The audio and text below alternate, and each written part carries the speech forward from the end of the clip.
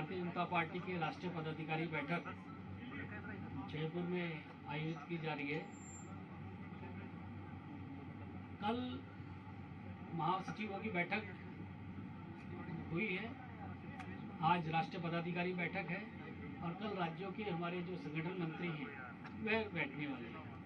आज सवेरे माननीय राष्ट्रीय अध्यक्ष जी के द्वारा बैठक की शुरुआत की गई और भारत के यशस्वी प्रधानमंत्री जी का मार्गदर्शन हम सबको मिला है। आज सवेरे से जो बैठक चली है उसमें कुछ वक्तव्य हुए हैं और बैठक की तमाम जानकारियां भारतीय जनता पार्टी के राष्ट्रीय महासचिव श्री विनोद तावड़े जी आपको देंगे। भारतीय जनता पार्टी में मीडिया में मेरे सह संयोजक संजय मयूख जी हम लोगों के मध्य हैं। भारतीय जनता पार्टी के राष्ट्रीय प्रवक्ता श्री राज्यवर्धन राठौड़ जी जो यहाँ से सांसद भी हैं वह हम लोगों के मध्य हैं। श्री रामलाल जी हम लोगों के मध्य हैं। मेरा आदरणीय विनोद तावड़े जी से आग्रह है कि मीडिया के साथियों को संबोधित करें।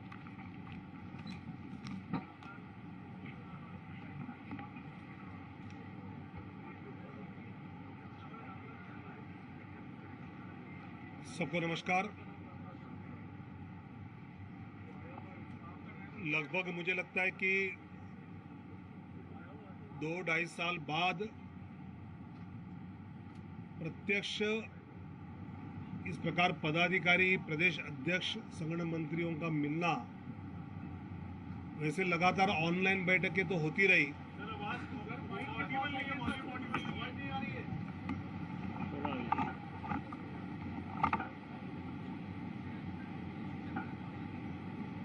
कोरोना के कार्यकाल में बीच में ऑनलाइन तो बैठकें होती रही, लेकिन बहुत दिनों बाद राष्ट्रीय पदाधिकारी, प्रदेश के अध्यक्ष, संगठन महामंत्री ऐसे राजस्थान के इस पवित्र भूमि पर हम सब मिल रहे हैं। जैसे बलूनी जी ने कहा वैसे कल महामंत्रियों की बैठक और आज पदाधिकारी, प्रदेश अध्यक्ष, संगठन महामंत्रियों की बैठक सुबह से शुरू हुई। आदरणीय प्रधानमंत्री जी का मार्गदर्शन सबको प्राप्त हुआ और उसके बाद जो कार्यवाही चली उसमें प्रायः 3 वक्तव्य सभी पदाधिकारियों के सहमति से पारित हुए। उसमें इस 30 तारीख को मोदी जी की सरकार को 3 साल जो पूरे हो रहे हैं और उसको लेकर एक जो वक्तव्य 8 साल सेवा, सुशासन और गरीब कल्याण, इसको लेकर सभी ने जो पारित किया उसमें प्रायः ये बात कही गई है कि 2014 में 30 साल बाद किसी एक पार्टी को पूर्ण बहुमत इस देश की जनता ने दिया और 2019 में दोबारा लोकप्रिय प्रधानमंत्री मोदी जी के नेतृत्व में हम 282 से 303 तक भाजपा की जो बढ़त हुई, उसके बाद जो पिछले 3 साल में, उसके पहले के 5 साल में जो काम चलता आया उसको आगे लेकर ये सरकार जब चली तब उसमें मुझे लगता है प्रायः जिन बातों का स्वाभाविकता लोगों में चर्चा, उसमें ईज ऑफ डूइंग बिजनेस, इसकी बात ज़्यादा चली। इसमें सेल्फ रिलायंस, डिग्निटी, एंटरप्रेन्योरशिप की बात, जो स्वाभाविकता यहाँ जिसकी आवश्यकता थी और उसका ईज ऑफ डूइंग बिजनेस में अपना क्रम ऊपर चलता गया। आत्मनिर्भर भारत की बात आदरणीय प्रधानमंत्री जी ने कही, जिसका स्वागत देश की युवाओं ने विशेषकर ज़्यादा मात्रा में किया। किसानों को लेकर भी प्रधानमंत्री किसान योजना, उसके आर्थिक नियोजन, इन सब के कारण किसानों के विषय में लेकर जो पिछले 3 साल में विशेष और उसके पहले के 5 साल में कि एग्रो प्रोडक्टिविटी पर जो एक उसका परिणाम दिखा, एक पॉजिटिव परिणाम दिखा, उसकी भी सराहना इस वक्तव्य में की गई। और किसान क्रेडिट कार्ड और मछुआरों के लिए भी इसके एक अलग रिजल्ट्स दिखाई दिए और उसका स्वाभाविक परिणाम वहाँ के किसान और मछुआरों के बीच एक पॉजिटिव दिखाई देता है। प्रधानमंत्री भारतीय जन औषधि परियोजना के द्वारा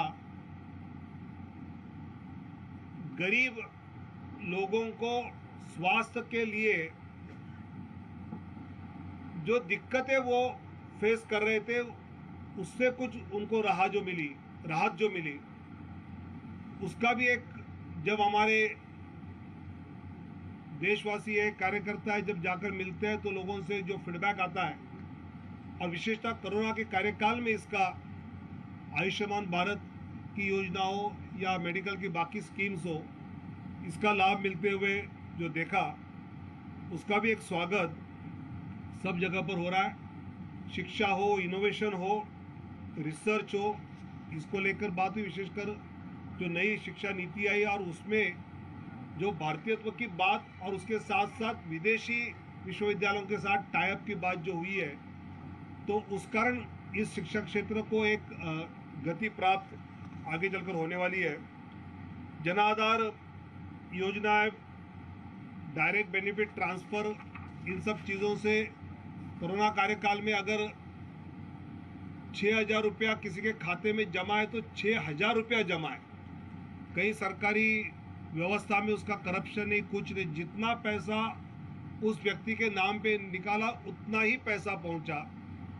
राजीव गांधी जी की जो थियोरी थी कि 100 रुपया भेजा तो 15 रुपया पहुंचता, ये न होते हुए डायरेक्ट बेनिफिट ट्रांसफर्स और इन सब जनधन अकाउंट और इस योजना से पूरा लाभ टैक्स के द्वारा आम व्यक्ति जो अपना पैसा सरकार को देता है, उस पैसे का दुरुपयोग पूरी तरह से मैं मानता हूँ कि रुक गया।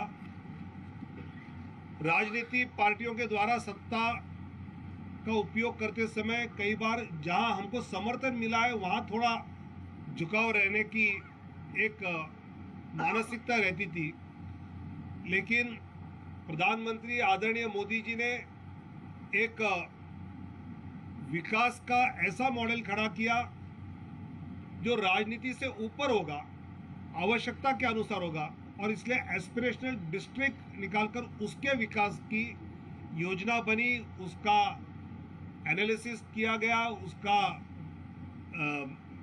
हर कुछ महीने बाद क्या करना आवश्यक है इसकी खुद आदरणीय प्रधानमंत्री जी जानकारी लेते हैं। उस कारण एक इंटीग्रेटेड डेवलपमेंट इस देश के बारे में हमको देखने को मिला।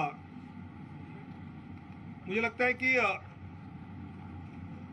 जब ये 8 साल पूरे हो रहे हैं तो पूरे देश में पार्टी की ओर से केंद्रीय मंत्री प्रवास करेंगे। पार्टी के कार्यकर्ताओं के द्वारा पिछले 8 साल में जो जो अलग अलग योजनाओं के लाभार्थी रहे, उन सब लाभार्थियों के परिवार तक पहुंचने की योजना पार्टी की ओर से बनाई गई है। इस दरमियान जो 15 दिन कार्यक्रम चलेंगे उसमें केंद्रीय मंत्री प्रवास करेंगे। जहां प्रवास पर जाएंगे वहां रात्रि का निवास उस गांव में करते हुए इन लाभार्थियों को मिलना, ये भी इस योजना में अपेक्षित है। और इसलिए प्रधानमंत्री जी के ये 8 साल के कार्यकाल जो सफलतापूर्वक पूरे हो रहे हैं, एक महीने में गरीबों के मसीहा के नाते जो योजनाएं चलती आई, उस कारण आदरणीय प्रधानमंत्री मोदी जी की छवि जो इस देश में बनी है, मुझे लगता है कि ये सभी लाभार्थियों तक पहुंचने का काम सफलतापूर्वक आने वाले दिनों में करने का निश्चय आज के इस पदाधिकारी और प्रदेश अध्यक्ष की बैठक में किया गया। दूसरा वक्तव्य जो हुआ वो राजस्थान में ये बैठक हो रही है और स्वाभाविकता राजस्थान की जनविरोधी कांग्रेस सरकार जिस प्रकार उनका यहाँ सत्ता में काम करने का तरीका है, उसका नतीजा ये हुआ कि शांतिपूर्ण प्रदेश के नाते राजस्थान का जो परिचय था अब अपराधों की राजधानी बन गई है। 7 लाख नए केसेस दर्ज हुए, महिला, दलित, अनुसूचित जनजातियों पर केसेस, क्राइम्स बढ़ गए हैं। 22% अपराध कांग्रेस के गहलोत सरकार के कार्यकाल में बढ़े हैं। इसकी रिपोर्ट तो हम सब पढ़ी होगी, जानते हैं हम उसकी। साथ साथ कांग्रेस के नेता राहुल गांधी जी ने जो किसानों की कर्ज माफी की बात की थी, वो अभी तक पूरी नहीं हो पाई। बेरोजगारी में राजस्थान सर्वाधिक बेरोजगारी राजस्थान में है। इसके साथ साथ पेपर लीकेज के जो मामले सामने आ रहे हैं, देश भर में राजस्थान में सबसे ज्यादा पेपर लीकेज हो रहे हैं और इसलिए यहाँ की एग्जाम सिस्टम पर एक सवाल खड़ा हो रहा है। मैं महाराष्ट्र में शिक्षा मंत्री था और जिस विश्वविद्यालय के इलाके में इस प्रकार की घटना अगर कहीं होती थी तो नौकरी देने वाले जो उद्योजक है वो उस विश्वविद्यालय के इलाके के बच्चों को नौकरी के लिए सबसे कम मार्क देते थे। डर यह है कि शायद राजस्थान के बारे में ऐसा ना हो जाए, लेकिन दुर्भाग्य से कांग्रेस सरकार में उनके ही अगल बगल के बच्चे इस लीकेज कांड में एक इन्वॉल्वमेंट दिखाई दे रही है और उसका नतीजा यहाँ के युवाओं को भुगतना पड़ेगा। भ्रष्टाचार के बारे में भी कई घटनाएं हम देख रहे हैं और सबसे चिंताजनक बात है कि प्रतिशोध की राजनीति ये यहाँ करते हुए सरकार दिख रही है। जानबूझकर भाजपा समर्थित लोगों पर मुकदमे दर्ज करना, झूठे मुकदमे दर्ज करना, इस प्रकार की गतिविधि, और इसलिए राजस्थान की जन विरोधी सरकार के विरोध में भी एक वक्तव्य इस बैठक में पारित किया। इस विषय में आगे चलकर थोड़ी और बातें भी राजवर्धन जी बताएंगे। उसके पहले 4 राज्यों में जो भाजपा की महाविजय सफलता हमने प्राप्त की है, उसको लेकर एक अभिनंदन का स्टेटमेंट इस बैठक में हुआ। उसमें जो बातें प्रमुखता से कही गई कि उत्तर प्रदेश में आज़ादी के बाद लगातार दूसरी बार कोई सरकार आना ये हुआ नहीं था। जो इस बार उत्तर प्रदेश में भाजपा की सरकार दोबारा बनी, 14 के लोकसभा, 17 के विधानसभा, 19 के लोकसभा और 22 के विधानसभा चुनाव के परिणाम में भाजपा का वोट शेयर 39% से 42% तक बढ़ता हुआ दिखाई दिया और यहाँ हमने रिकॉर्ड जीत प्राप्त की। वही उत्तराखंड की बात है। उत्तराखंड की स्थापना के बाद लगातार 2 बार किसी पार्टी की सरकार जीत नहीं पाई, जो उत्तराखंड में इस बार हमने कर दिखाया। और उसमें विशेषकर मैं मानता हूँ कि सीमा से सटा पहाड़ी राज हो या समुद्र तट वाला गोवा हो या एक माँ गंगा का विशेष आशीर्वाद प्राप्त उत्तर प्रदेश हो या पूर्वोत्तर सीमा पर एक राज्य मणिपुर, चारों दिशाओं में इस देश की जनता ने आदरणीय प्रधानमंत्री मोदी जी पर विश्वास जताते हुए भाजपा की सरकार को इन राज्यों में जिताया। इसके साथ असम है, त्रिपुरा है, गुजरात है, चंडीगढ़ है। इन राज्यों के जो स्थानीय निकाय के चुनाव हुए उसमें भी ऐतिहासिक जीत भाजपा को दिखते प्राप्त हुई है। त्रिपुरा स्थानीय निकाय चुनाव में 334 सीटों में से 329 आउट ऑफ 334, 329 सीट्स भाजपा जीती है और जीत का प्रतिशत 98.5% तक रहा। और साथ साथ में भाजपा के गठबंधन की जीत की प्रतिशत भी हम बढ़ते हुए दिख रहे हैं। यही गुजरात के गांधीनगर, थारा, ओखा, भानवड़ नगर पालिका हो या फिर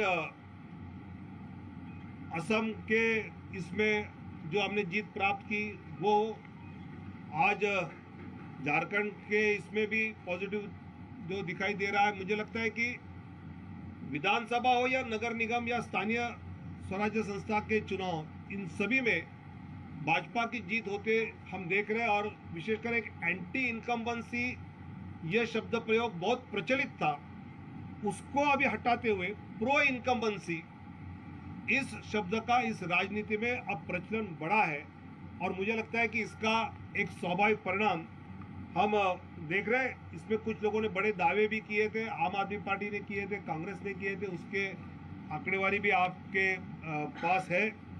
मुझे लगता है कि जो ऐतिहासिक जीत का जो समीकरण है उसमें एक तो जाति पंथ के सीमा को छोड़कर जो लाभार्थी इस देश में निर्माण हुए, मैं इस जाति का हूं तो मिलेगा, इस जाति का हूं तो नहीं मिलेगा, ये नहीं रहा। सबको समान इसमें अलग अलग योजनाओं में लाभ हम देते गए और विशेषकर MY समीकरण, महिला, यूथ और योजना, ये MYY समीकरण ये भाजपा के जीत के लिए मैं मानता हूं कि सबसे बड़ा उपयोगी रहा। और कोरोना के कालखंड में जो काम आदरणीय प्रधानमंत्री जी के नेतृत्व में हुआ उसका भी स्वाभाविक परिणाम इस चुनाव में हमने देखा है। और मुझे लगता है कि हैदराबाद जैसे महापालिका महानगर निगम में भी हमने सीटों का देखा कि 1 से 49 सीटों तक भाजपा को बढ़त मिली। और ये जो जीत का सिलसिला आदरणीय प्रधानमंत्री मोदी जी के नेतृत्व में देश में चल रहा है, आने वाले दिनों में वो और भी आगे चलते रहेगा, यही विश्वास है। और इसका सबसे बड़ा कारण है कि हिंदुस्तान की, भारत की राजनीति ये जो जातिवाद, क्षेत्रवाद, संप्रदायवाद तक सीमित थी या परिवारवाद हो, पूंजीवाद हो, बाहुबली हो, इसको लेकर चलती थी, तो उसको छोड़कर सुशासन और विकासवाद को साधकर इस मुद्दों पर ये जो राजनीति आदरणीय प्रधानमंत्री जी मोदी जी के नेतृत्व में आई, उसका परिणाम इन चुनावों में हमने सब जगह देखा है। और सशक्त, समृद्ध और सुरक्षित भारत के निर्माण के लिए जनता भाजपा को आशीर्वाद देती रहेगी, यह विश्वास इस पदाधिकारी बैठक में जताया गया है। मुझे लगता है कि ये 3 प्रमुख वक्तव्य देश के जनता के सामने इस भाजपा की बैठक के द्वारा हमने लाए हैं। मित्रों, इससे पहले कि आप लोग तावड़े जी से विनोद तावड़े जी से कुछ जो सवाल हैं वो करें, मेरा आदरणीय राज्यवर्धन राठौड़ जी से आग्रह है कि जो राजस्थान के ऊपर जो वक्तव्य है उसके ऊपर एक सूक्ष्म सा अपना बयान दें। साथियों, धन्यवाद, आप समय निकालकर यहाँ पर आए। राजस्थान देश के विकास की स्थिति में काफी पीछे रह गया है। 3.5 साल पहले जिस पार्टी के ऊपर राजस्थान की जनता ने विश्वास करके उन्हें जिम्मेदारी दी यहाँ पर सरकार चलाने की, योजनाएं जमीन तक पहुंचाने की, जनता की सुरक्षा करने की और केंद्र सरकार के साथ मिलकर काम करने की, उसमें राजस्थान की राज्य सरकार पूरी तरह से विफल रही है। और ये आंकड़ों के साथ आपको पता है, खास तौर से किसान, महिला और नौजवान, यूथ, इनके पूरी तरह से खिलाफ राज्य सरकार ने काम करा है। जहां राजस्थान शांति प्रिय प्रदेश कई सालों तक, दशकों तक माना जाता था, पिछले 3.5 साल में इसने अपना रिकॉर्ड तोड़कर पूरे देश के अंदर नंबर 1 स्थान प्राप्त करा है। महिला उत्पीड़न के अंदर, महिलाओं के खिलाफ जो अत्याचार हो रहा है उसके अंदर। और सबसे लास्ट अगर पूरे देश में राजस्थान है तो योजनाएं पहुंचाने में, खास तौर से पीने का पानी जनता तक पहुंचाने के लिए। इस अकेले स्टेटमेंट से आप समझ सकते हैं राज्य सरकार की एफिशिएंसी। यही नहीं, नौजवानों के लिए जो रिक्रूटमेंट, जितने भी इम्तिहान हुए, एक के बाद एक इनका पेपर लीक हुआ और एग्जाम रद्द हुए। लाखों विद्यार्थी जो कैंडिडेट अपीयर हो रहे थे, उनके साथ पूरी तरह से नाइंसाफी, उनके साथ पूरी तरह से धोखा हुआ। यही खत्म नहीं होता, तुष्टीकरण की राजनीति और करी इन्होंने। लगातार एक के बाद एक सबूत सहित, आप जानते हैं, मैं यहां दोहराने की कोई जरूरत नहीं समझता, सबूत सहित आप जानते हैं कि इन्होंने तुष्टीकरण करी, बौखलाहट में करी, मैं समझता हूं, क्योंकि इनके पांव के नीचे से जमीन खिसकती नजर आ रही। देश के अंदर 18 राज्य हैं जो भारतीय जनता पार्टी के साथ है, और जहां जहां कांग्रेस सरकार है वहां इनका सफाया हो रहा है। इनकी अंदर की जो रस्साकशी है उससे हमें मतलब नहीं है, ये इनकी इंटरनल राजनीति है। लेकिन जहां इनकी इंटरनल राजनीति राजस्थान के ऊपर प्रभाव डालना शुरू करे वहां हमें मंजूर बिल्कुल भी नहीं। मुझे नहीं लगता कि जिस तरह का एक्सपीरियंस, तजुर्बा जो हम सब समझते थे मुख्यमंत्री गहलोत साहब के पास था, मुझे नहीं लगता उन्होंने उसका एक अंश भी इस 3.5 साल के अंदर इस्तेमाल कर पाए हैं। पूरी उनकी ताकत अपनी कुर्सी को बचाने के लिए लगी हुई, और इसी कारण से हम ये भी जनता से सुनते हैं कि जितने इनके कांग्रेस के विधायक हैं उतने ही इनके मुख्यमंत्री, सभी जगह खुली छूट दे रखी है प्रशासन और पुलिस को कि जैसा एमएलए चाहे कांग्रेस का वैसा करिए, और उसके कारण से सारा लॉ एंड ऑर्डर, प्रशासन, सब कुछ भ्रष्ट हो गया। एक के बाद एक घटनाएं हो रही है राजस्थान के अंदर, और जनता त्रस्त है पानी के लिए, अलग अलग योजनाओं के लिए। इनका चिंता शिविर, उस चिंता शिविर, चिंतन नहीं चिंता शिविर के बाद 2 इनके प्रदेश अध्यक्ष भारतीय जनता पार्टी को ज्वाइन कर चुके हैं। इनको चिंता अवश्य होनी चाहिए। ये बार बार इमेज मेकओवर करते हैं। ये इमेज मेकओवर से राजनीति नहीं होती। कई बार राहुल गांधी जी का इमेज मेकओवर हो चुका है, करोड़ों रुपए खर्च होते हैं उनके इमेज मेकओवर के लिए। कांग्रेस का इमेज मेकओवर के लिए खर्च हो रहे हैं। इमेज मेकओवर से काम नहीं होता, काम होता है जनता की सेवा करने से, जो ये समझ नहीं पा रहे। लेकिन अफसोस मुझे इस बात का है कि राजस्थान जो हम सब का राज्य है वो काफी पीछे होता जा रहा है बाकी राज्यों से, और ये बहुत बड़ा चिंता का विषय है जिसको जनता कांग्रेस को कभी माफ नहीं करेगी। धन्यवाद राजवर्धन जी। अभी जो हमारी बैठक चल रही है, इसके समापन पे एक और प्रेस कॉन्फ्रेंस होगी जिसमें बैठक से जुड़े समस्त जो बिंदु है उस पर हम लोग चर्चा कर सकते हैं। इस जो अभी जितना हुआ है और जो अभी आदरणीय तावड़े जी ने कहा है उससे जुड़ा अगर आपका कोई प्रश्न हो तो आप लोग एक एक करके पूछ सकते हैं।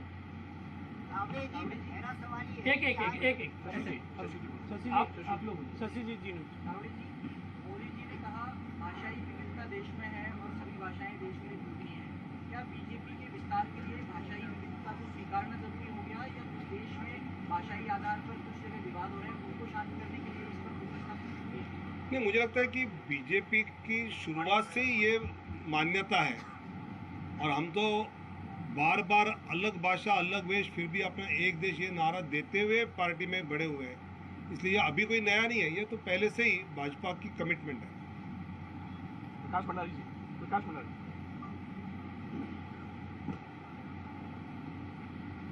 तावड़ी जी, आपने कहा था कि एंटी इनकम्बेंसी नो इनकम्बेंसी में कन्वर्ट हो गई है, और 5 में से 4 राज्यों को आपने देखा, तो आप ये समझते कि ये एंटी इनकम्बेंसी शब्द जो है राजनीति या इलेक्टोरल पॉलिटिक्स से गायब हो रहा है कभी कभी? मुझे लगता है कि जब राजनीति के मूल बातों को विकास की ओर आया और विकास के आधार पर जब लोगों की वोटिंग शुरू हुई, तो स्वाभाविकता मैं मानता हूँ कि ये प्रो इनकम्बेंसी हम देख रहे हैं, और जिस प्रकार लाभार्थियों की संख्या, संतुष्ट लाभार्थियों की संख्या बढ़ रही है, उस कारण ये एंटी इनकम्बेंसी की जगह प्रो इनकम्बेंसी लेते जा रही है। आपको ये लगता नहीं है कि इसका लाभ तो राजस्थान की गहलोत सरकार को भी मिल सकता है?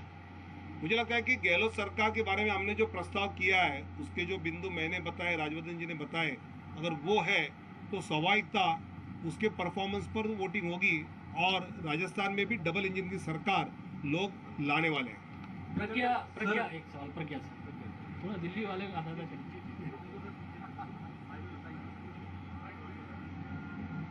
सर, आपने MYY की बात की, महिला यूथ योजना, can you elaborate on that कि पार्टी का क्या रोड मैप है इसको लेकर, और ये सिर्फ राजस्थान तक सीमित रहेगी या पूरे देश में से लागू किया जाएगा? तो जो 5 राज्यों के चुनाव हुए, उस चुनाव में जो हमने देखा कि महिलाओं का और युवाओं का मतदान ये बड़ी मात्रा में वहाँ के भाजपा के पक्ष में आता हुआ देखा, और योजनाओं के लाभार्थी जिन बूथों पर ज़्यादा थे वहाँ पर भी बीजेपी के उम्मीदवारों को वोट ज़्यादा मिलते, इसलिए उन चुनाव में महिला, युवा और लाभार्थी यानी जो योजना बनी, इसका एक पॉजिटिव असर हमने देखा, जो सिर्फ राजस्थान नहीं, सिर्फ ये 5 राज्य नहीं, तो आने वाले दिनों में पूरे देश में हम ये देखेंगे। संजय शर्मा। विनोद जी, मेरा सवाल है, आपने मोदी सरकार के 8 साल पर कार्यक्रम की घोषणा की, आपने कहा कि इस पर प्रस्ताव भी आया है, तो किस तरीके से आप लोग, क्या जितनी भी सरकार की, केंद्र सरकार की जो योजना है, सभी लाभार्थियों तक आप जाना चाहते हैं, तो क्या इसमें आपकी पूरी प्रदेश इकाइयाँ, केंद्रीय इकाइयाँ सभी इन्वॉल्व होंगी, और किस तरह से टोटल लाभार्थियों की आपने छटने की टोटल संख्या कितनी हो रही है?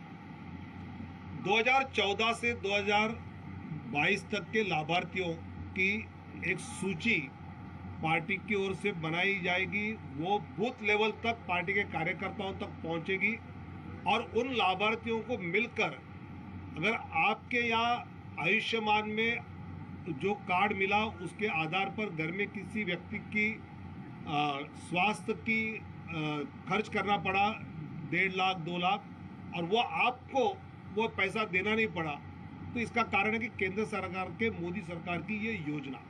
ऐसे जो किसान सम्मान वाला विषय हो, या फिर लगभग 80 करोड़ जनता को राशन पहुंचाने का काम जो कोरोना के कार्यकाल में हुआ, ऐसे सभी लाभार्थियों तक पहुंचकर ये जो आपके पास पहुंचा, इसका कारण ये है, ये सहज रूप में, और वो सरकार आज दूसरी बार आने के बाद 3 साल और पूरे 8 साल पूरा कर रही है।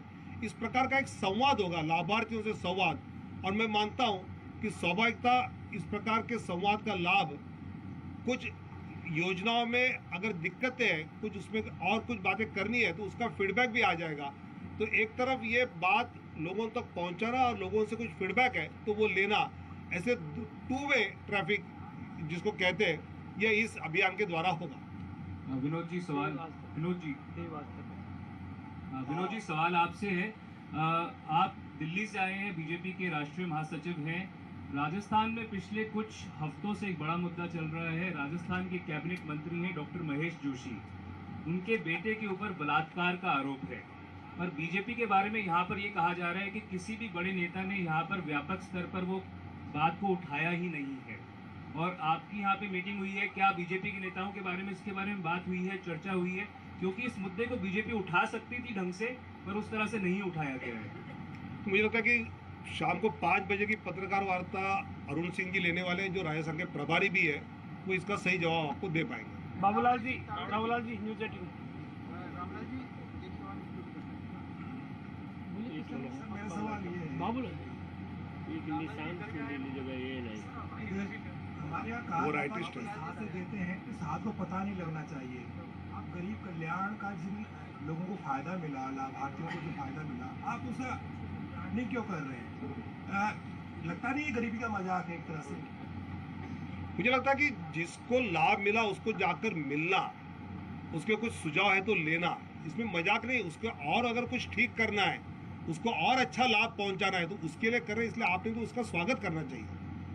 बड़े साहब, एक सवाल और है, यहाँ पर जयपुर में नड्डा जी तीसरी बार आए हैं, तो यहाँ पर कौन सी बड़ी चुनौती है? पार्टी को एकजुट करना है, यहाँ पर बहुत सारे मुख्यमंत्री के फेस हैं, या फिर यहाँ पर कांग्रेस से बड़ी लड़ाई लड़नी है उस लिहाज से लेकर?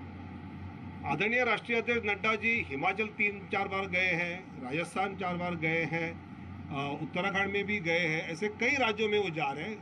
जब पार्टी का अध्यक्ष ये एक्टिव होता है तो स्वाभाविकता उसका अलग अलग प्रदेशों में कई बार जाना होगा, और मुझे लगता है कि आने वाले 2-2.5 साल में स्वाभाविकता इस प्रकार के प्रवास, इस प्रकार के दौरे और बढ़ेंगे। ये 3-4 बार आए थोड़ा कम है, मुझे लगता है और ज़्यादा आना चाहिए सभी प्रदेशों में। पंकज जी, चिंतन बैठक हुई है कांग्रेस की राजस्थान में, अब आपका मंथन चल रहा है, लेकिन क्या महंगाई के ऊपर भी कोई चिंतन और मंथन हो रहा है आपके? मुझे लगता है जब चिंतन और चर्चा होती है तो सभी मुद्दों को लेकर होती है, और उन सभी मुद्दों के आधार पर जनता के सामने जाकर क्या कहना है उसकी भी स्वाभाविक चर्चा होती है। अदिति नागर। सर, आपने कहा कि राजस्थान में भी जल्द ही डबल इंजन की सरकार आएगी, तो यूपी में डबल इंजन थे मोदी जी और योगी जी, राजस्थान में डबल इंजन कौन है? योगी, मोदी जी, और दूसरा डबल इंजन कौन है? मुझे लगता है कि सही समय पे सही इंजन जोड़ना ये भाजपा की विशेषता है, वो जोड़ा जाएगा, चिंता मत करो। भाजपा की सरकार केंद्र और राज्य में आएगी। पंकज जी इंजन का चेहरा होगा ना तावड़े जी, प्रधानमंत्री जी ने कहा कि वंशवाद जो है लोकतंत्र के लिए बड़ी मैं चुनौती पूछ लूं? है या लोकतंत्र के लिए घातक है, तो क्या इसमें ऐसा माने कि बीजेपी में चाहे प्रदेश स्तर पे वंशवाद जो राज्य स्तर पर है, भाई परिवार के परिवार बड़े पदों पे तो क्या ऐसा माने कि बीजेपी के कहीं एक परिवार से एक ही टिकट या एक ही परिवार से एक ही आदमी को इजाजत होगी किसी बड़े पद पे? वंशवाद की बात जब कही जाती है तब वो पूरी पार्टी एक परिवार के कब्जे में जब जाती है, उसको प्राय वंशवाद, समाजवादी पार्टी है यादव, शिवसेना है ठाकरे, ऐसे अलग अलग पार्टियां एक परिवार की होती है। उस परिवार के व्यक्ति के हित के अनुसार पार्टियों की नीतियां बदलती है, जनता के हित के अनुसार नहीं बदलती है। इसका विरोध है। और स्वाभाविकता उत्तर प्रदेश के चुनाव में आपने देखा होगा कि कई सांसदों के बेटा बेटी दामाद बहू टिकट मांग रहे थे, लेकिन उनको मिला नहीं, क्योंकि भाजपा ये मानती है। गुजरात में जो प्रयोग हुआ कि सिटिंग सभी मिनिस्टर्स, सीएम को विधायक बनाया गया और सभी बाकी मंत्री बने। हम अगर पार्टी में राजनीति में काम करते हैं तो हमने लगातार जनप्रतिनिधि होकर ही काम करना चाहिए, मंत्री होकर ही काम करना चाहिए, ऐसा नहीं। आप पार्टी का काम अलग अलग रूप से कर सकते हैं। इसका एक अलग आदर्श मैं मानता हूँ कि भाजपा लोगों के सामने ला रही है।